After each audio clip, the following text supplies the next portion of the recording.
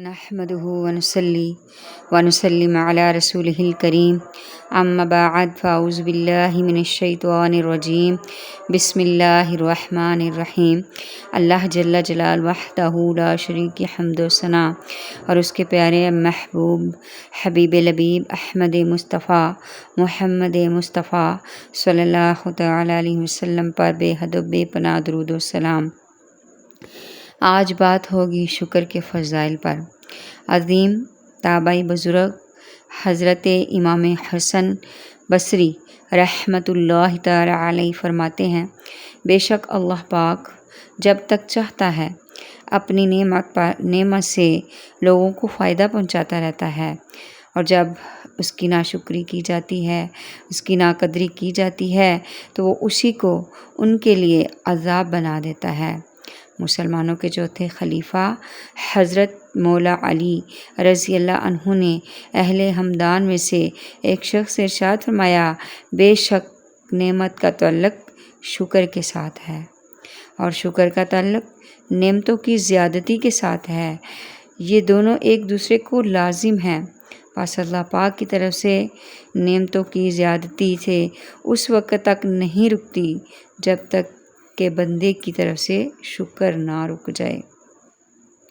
آقا دو جہاں سرور کائنات محبوب رب اکبر نے ارشاد فرمایا، اللہ پاک کسی بندے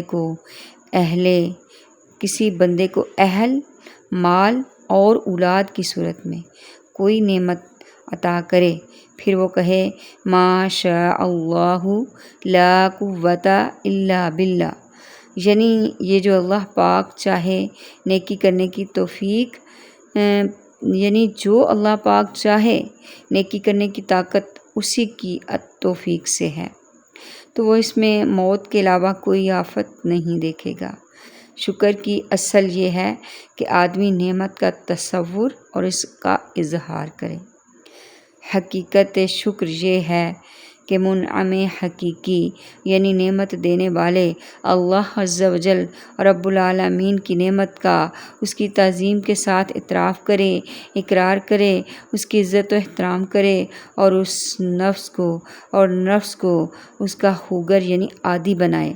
یہاں ایک باریکی ہے، وہ یہ کہ بندہ جب اللہ پاک کی نعمتوں اور اس کی طرح طرح کے فضل و کرم و احسان کا مطالعہ کرتا ہے تو اس کے شکر میں مشغول ہوتا ہے، اس کے شکر میں مصروف ہوتا ہے، اس کا شکر کرنا اسے اچھا لگتا ہے، اس سے نعمتیں زیادہ ہوتی ہیں اور بندے کے دل میں اللہ پاک کی محبت بڑھتی چلی جاتی ہے۔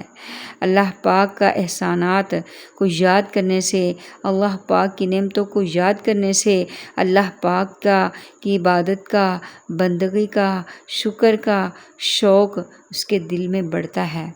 یہ مقام بہت برتر ہے، یہ مقام بہت اعلیٰ ہے، اور اس اعلیٰ مقام یہ ہے کہ منعم کی یعنی نعمتیں دینے والے کی محبت یہاں تک غالب ہو کہ قلب کو، دل کو نعمتوں کی طرف توجہ باقی نہ رہے۔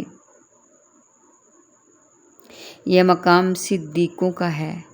اللہ پاک اپنے فضل سے ہمیں شکر کی توفیق عطا فرمائے۔ حضرت ابو عقیل رحمۃ اللہ علیہ فرماتے ہیں کہ میں نے حضرت بکر بن عبداللہ رحمۃ اللہ علیہ کو فرماتے ہوئے سنا کہ بندہ جب بھی الحمدللہ کہتا ہے، نعمت پر شکر بجا لاتا ہے، تو الحمدللہ کہنے کی برکت سے اس کے لیے نعمت لازم ہو جاتی ہے۔ اللہ اکبر۔ میں نے پوچھا اس نعمت کا بدلہ کیا ہے؟ ارشاد ہوا اس کا بدلہ بھی بندے کا الحمدللہ کہنا ہے۔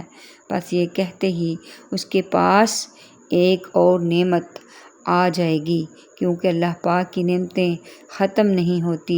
حضرت ابو سلیمان واسطی رحمۃ اللہ تعالی علیہ فرماتے ہیں، اللہ پاک کی نعمتوں کو یاد کرنے سے دل میں اللہ کی محبت پیدا ہوتی ہے، دل میں اللہ کی طرف رغبت اور شوق بڑھتا ہے، دل میں اس کی محبت پیدا ہوتی ہے، اور جب اللہ کی محبت پیدا ہو تو اللہ کی بندگی کا شوق بڑھتا ہے، اللہ کی عبادت کا ذوق بڑھتا ہے، اللہ پاک کے قرب کی چاہت کا شوق بڑھتا ہے۔ حضرت عبداللہ بن سلام رضی اللہ عنہ فرماتے ہیں، بے شک اللہ پاک قیامت کے دن اپنے بندے کو اپنی بارگاہ میں حاضر کر کے اسے اپنی نعمتیں شمار کروائے گا، اسے اپنی نعمتیں گنوائے گا۔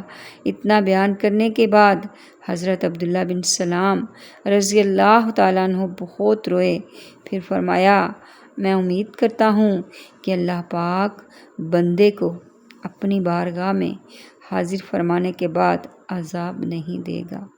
اللہم اجرنی من النار، اللہ ہمیں اپنے عذاب سے محفوظ رکھنا، اللہ ہمیں ہماری بے حساب بخشش و مغفرت فرما دینا۔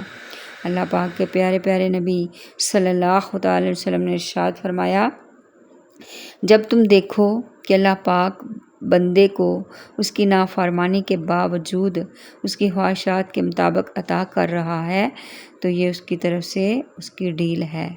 اللہ اکبر، استغفر اللہ ربی من کل ذنب واتوب الیہ۔ حضرت داؤد علیہ السلام نے اللہ پاک کی اس طرح حمد کی، الحمدللہ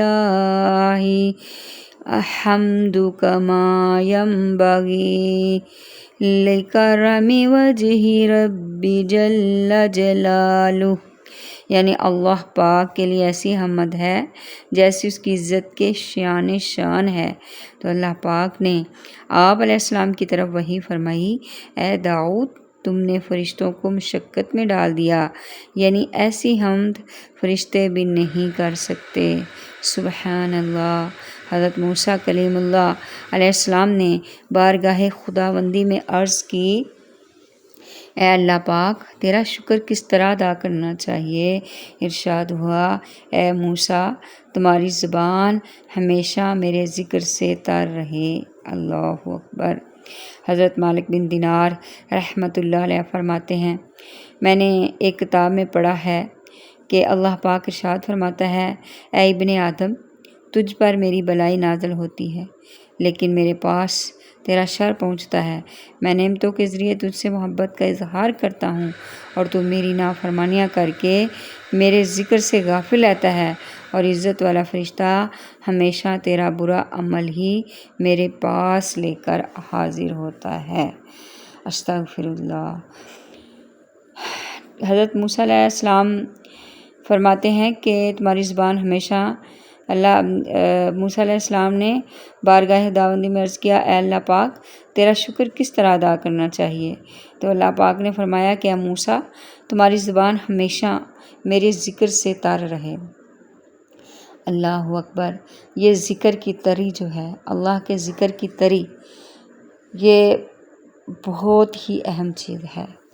جس طرح ایک پیاسے کو پانی مل جائے تو اس کے لیے ٹھنڈا اور میٹھا پانی مل جائے تو اس کے لیے دنیا کی نعمتوں سے بڑھ کر کوئی نعمت نہیں ہوتی۔ پیاسے کو، جس کو خوب پیاس لگی ہو، اور یہ اللہ کے ذکر کی تری یہ اس وقت بھی کام آتی ہے جب نزاع کا عالم ہوتا ہے، جب نفسا نفسی کا عالم ہوگا، جب روح گلے میں اٹک رہی ہوگی، جب زبان خشک ہو کر آخری سانسوں میں باہر آ رہی ہوگی، تو اس وقت بھی ذکر اللہ کی تری، جو زبان اللہ کے ذکر سے، اللہ کے شکر سے، اللہ کی حمد و ثنا سے، اللہ سے تر رہتی ہوگی، وہ تری اسے نزاع کی سختی میں کام آئے گی۔ اللہ پاک سے دعا ہے کہ اللہ پاک ہمیں اپنا محبوب بندہ بنا لے، اپنے ذکر سے اپنے اور نعمتوں کے شکر سے شکر ادا کرنے والی زبان عطا فرمائے، اور اللہ ہمیں اس زبان کو فضول گوئی سے بچا لے۔ اللہ ہم پر رحم کرتے ہوئے ہماری حفاظت فرما، نگہبانی فرما، صراط مستقیم پر چلا، بے اولادوں کو نیک اور صالحہ اولاد عطا فرما، اولادوں کی طرح سے آنکھوں کی ٹھنڈک دے۔ اللہ جو بیٹے مانگتے ہیں ان کو نیک بیٹے عطا فرما، اللہ جو بیٹیاں مانگتے ہیں ان کو نیک بیٹیاں عطا فرما، اللہ جو والدین اپنے بچوں کے رشتوں کے لیے پریشان ہیں ان کے لیے نیک نمازی پرہیزگار رشتہ داروں کے جوڑے پیدا پیدا فرما۔ اللہ تو سب کچھ کر سکتا ہے، ہم تیرے محتاج ہیں، تو غنی ہے، تو بے پرواہ ہے، تو بے نیاز ہے۔ اللہ ہم تیرے محتاج ہیں، تیرے منگتے ہیں۔ اللہ ہم تجھ ہی سے مانگتے ہیں، اور تو اپنے مانگنے والوں کو خالی ہاتھ نہیں لوٹاتا۔ وآخر دعوانا